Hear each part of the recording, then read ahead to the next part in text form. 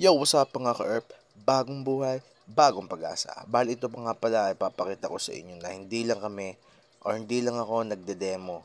May iba rin akong mga racket mga ERP. So ito mga ERP, paalis na kami dyan kasi ang call time namin is 7:30. Pero nakaalis kami dyan mga bandang mag-aalas 8 na. So ayan mga ERP, dito na kami sa may bandang Lalakay. Ayan mga ERP. At dito naman, nasa banda na kami ngayon ng expressway. So mag-exit kami naman Plasan, palabas ng Binyan. Ayun. So dito pala mga ka-ERP, no, nasa may part na kami ng Binyan, which is simbahan yan. So hindi ko alam kung anong tawag sa lugar na yan, pero nasa part na kami ng Binyan. So yun, touchdown, dito nga pala kami sa aming event. So dito ang aming area ng aming event. So ito ay birthday 68 years old. So, yan ang event namin. So, yan, pagbubuksan nga pala kami ng aming captain, si Captain Bino. Yo, shoutout sa'yo, Captain. So, yan, nakalagay na nga yung I love Binyan. So, andito na nga kami yung mga herb. So, keep watching lang, abangan nyo ang mga susunod mga herb. At ayun na nga mga herb, bumaba na nga kami sa may sasakyan dyan. So, syempre, bago sa aking paningin, kaya tamang video lang tayo dyan mga herb. Ayan. Bali ito na nga pala yung pinaka-park nila or tambayan. So, dito mga herb, kumain muna ako ng, hindi mo kung anong tawag dyan, basta kamote yan mga herb. So, yun mga herb, nililinisan na nila kuya kasi parating na yung sasakyan ng yung mga gamit. So, yan, kaya nililinisan na mga herb. A few moments later. At ayun na nga, so ito na nga pala yung truck. Andiyan nakasakay lahat ng mga gamit na aming gagamitin.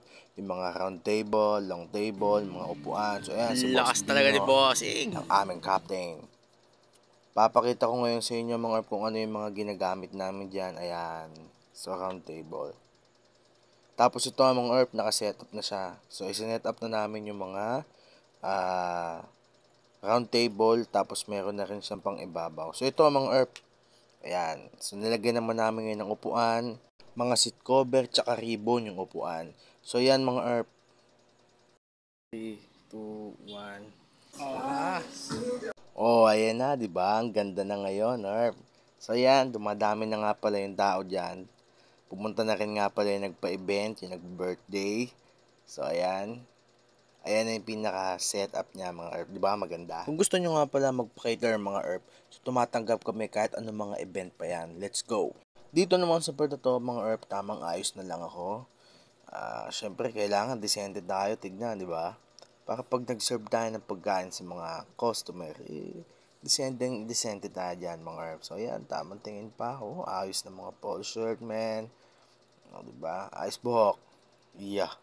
Dito sa part na to mga herb, ipapakita ko sa inyo kung ano yung mga dessert nila. So, ayan ang dessert nila mga herb. So, meron sila dito leche flan. Uy, sarap. Tapos, meron sila dito buko salad. Mga cake, tinapay, so ayan cake. Lantak kayo sa akin mamaya. Intayin nyo lang pag kumakain na. Dito naman mga herb, so ayan. Ewan ko kung anong tawag dyan. Mahaba yan yung kinat ni Kapitan. So, ito naman, papakita ko sa inyo. Minudo, pininyang manok, baka, tapos chicken, and then rice. So, yan yung nga pala yung menu nila. Yun, Boss Bino, ang gwapo mo. So, yun dito sa part na to, mga herb, nagpapakain na kami ng mga bisita, tapos mga kamag-anak. So, yan. Dito naman sa part na to, mga herb, yan, tamang picturean sila. Yan. So, syempre, masaya. Celebration ng birthday yan, mga herb eh. Tapos, ayun, dito, mga herb, yan, pinapunta yung mga kamag-anak, mga kaibigan para kantahan ng isang maligayang birthday sa inyo, sir. Ito talaga ang pinakamasayang part mga herb pag nagwe-waiter ka, yung kakain ka mga herb. Yan, di lang ganong kita kasi nasa diliman kami kumakain nun eh. Yan ang pinakamasarap dyan mga herb, promises. So ayun na nga dito ang mga herb, no.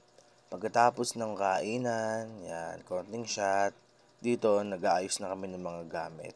So, yan. So, pinupull out na namin yung mga gamit dyan, mga herb. Yan.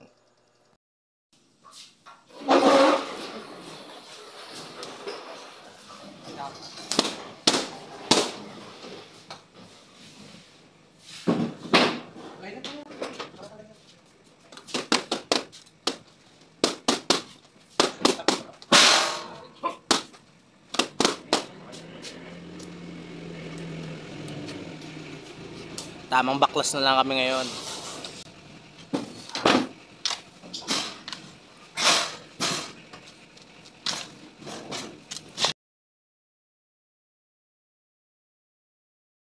Ayun. Dito naman mga herb, yan, pinagsasama-sama na namin yung mga gamit yan kasi may kukuha ng mga gamit na mga herb. So, kaya kailangan lang namin i-assemble or iayos ng maayos para pag kinuha, hindi sila mahirapan. Yan mga herb, yan. So, ligpit na mga gagamitin, bali kukunin na lang nila yan. Ayan. Sa inyong mga tela. So, yun mga herb, hanggang dito na lang. Salamat sa panonood. Bye-bye!